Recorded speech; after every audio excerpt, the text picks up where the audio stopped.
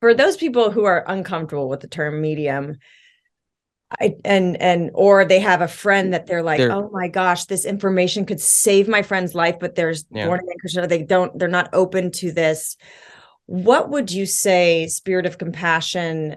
How would you describe spirit of compassion? And also, what does spirit of compassion say about this broken, sick, really dark times we're in? Like, what does spirit of compassion say? I mean, besides, I guess it's, you just answered that, keep a light heart, but I'm just Well, like, yeah, is there and you light know, ahead? Is there hope ahead? Are things changing? Are paradigms shifting? it breaks my heart when someone turns a blind eye to the information because it comes from above, and they're just like, he's a medium, he's Lucifer, he's a devil, whatever. And it breaks my heart because I still care about that person that's talking crap about me. I still care about the people that hate me. I still care greatly because it's not personal. It's more of, I'm here to message and to be a messenger so that you can save someone else's life with this information, one of your family members' life, yourself. It, I try not to take it personal. Spirit of Compassion told me, you're a messenger, and you're going to message this information as you hear it. Some people call that being a prophet. Some people call that medium, whatever it is. But but it's about the person who's suffering and struggling. Don't make it about you. Don't make it about you. Don't make it about this being a personal thing. They don't know what they do. They don't. And they'll just be like, I'm never going to look at that medical medium book, and I'm never going to trust that guy because he's a medium. Or we look, there are a lot of Christians that love medical medium information because they know it's saving lives and it's saving their lives. Mm-hmm. And then there's Christians that, they're like, no, the Bible says he is, a false prophet, or he's a devil, or whatever. And, but I don't all of a sudden say, well, those people are being, stupid, or those people are terrible, or those people, I don't. I just instantly say, I just hope that when they get sick, or if they're sick now, that they somehow find this information, and Mm-hmm. it's free information. I'm not trying to build this massive empire.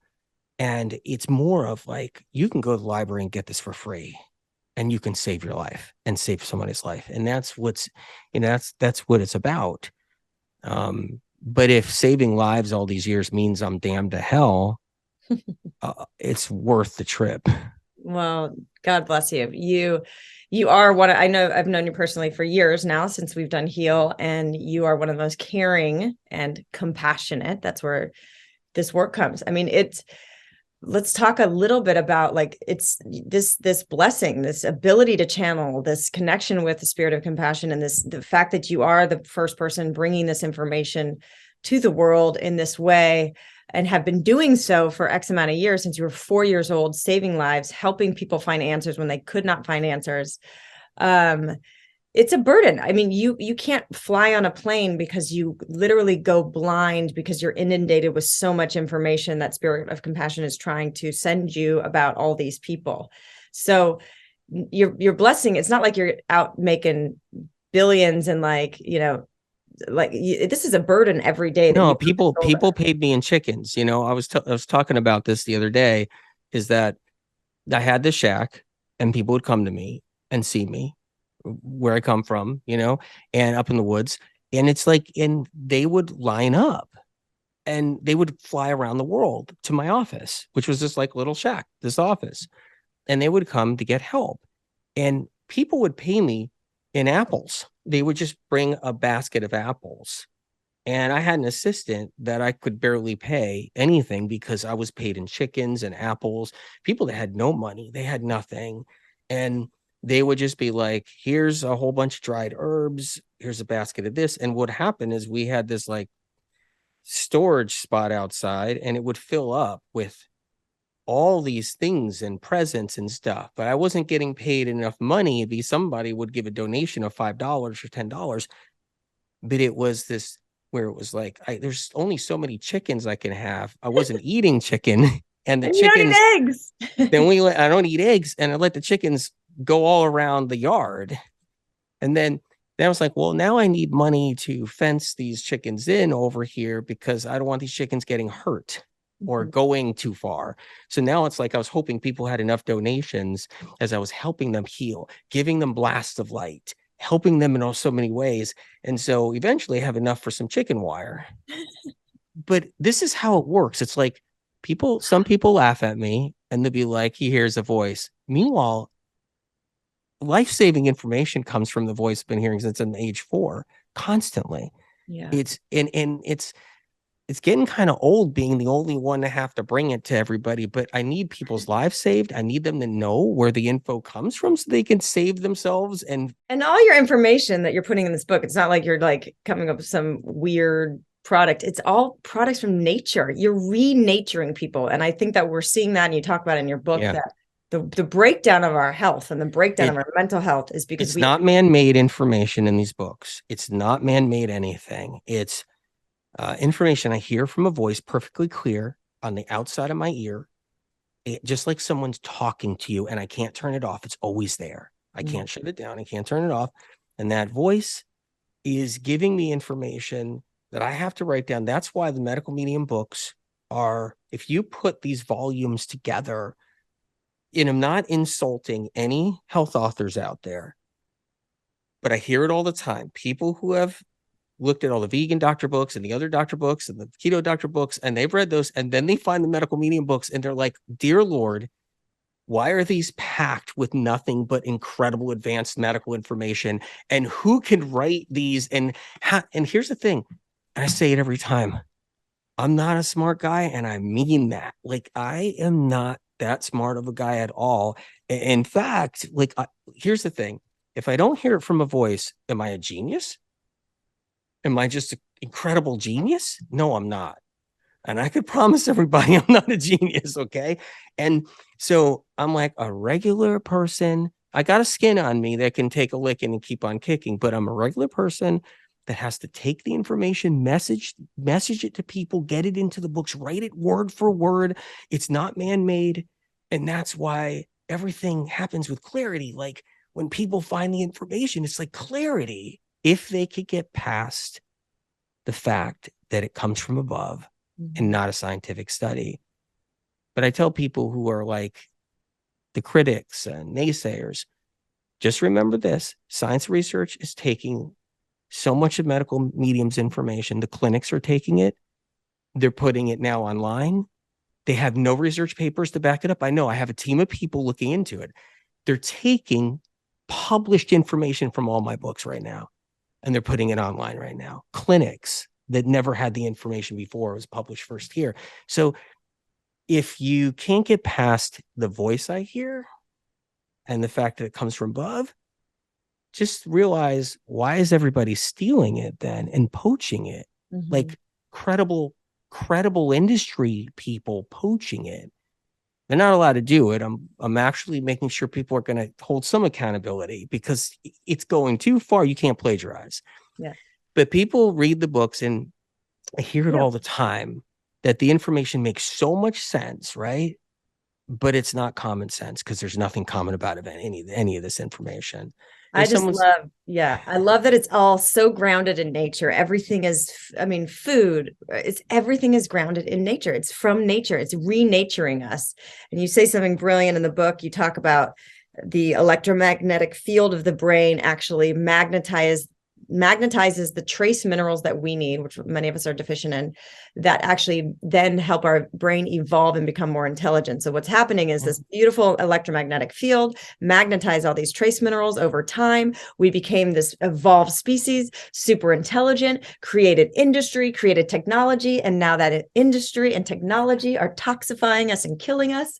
So it's like this vicious cycle where we've evolved and now we're killing ourselves. Here's what's really crazy, which is incredible about the information. What you're saying is, we have this magnetic field in our brain that our brain creates and connected to our soul too, which is incredible. And it's drawing in trace minerals. So when you eat something, it's drawing in trace minerals, and it's bringing them in because magnetically it's pulling in those trace minerals it needs. It's pulling them into all the neurons, right? And then we create industries. that leach out toxic heavy metals from everything from pharmaceuticals to everything from air fresheners that are plugged in, from everything to scented candles to everything. We're then breathing in and eating all of this toxic heavy metal. And then our magnetic field draws in the metals too. Our magnetic field actually magnetically draws in all the toxic heavy metals along with the trace minerals we need. And so our brains are getting filled with the toxic heavy metals. Yeah. And these metals are industrialized, so they're not trace minerals, which are natural and not industrialized. So it's really, it's wild. There's so much I want to squeeze in. So I'm going to ask you a few more questions. And so you talk about, well, first of all, your book made me realize and have to look at my addictions, which I always classified as moderations. You have chapter 10, The Trap of Moderation, and the opening line is, moderation never works for anyone. And I preach moderation all the time. I drink alcohol, I eat pizza, I eat fried foods, I drink coffee, but all jealous. in moderation.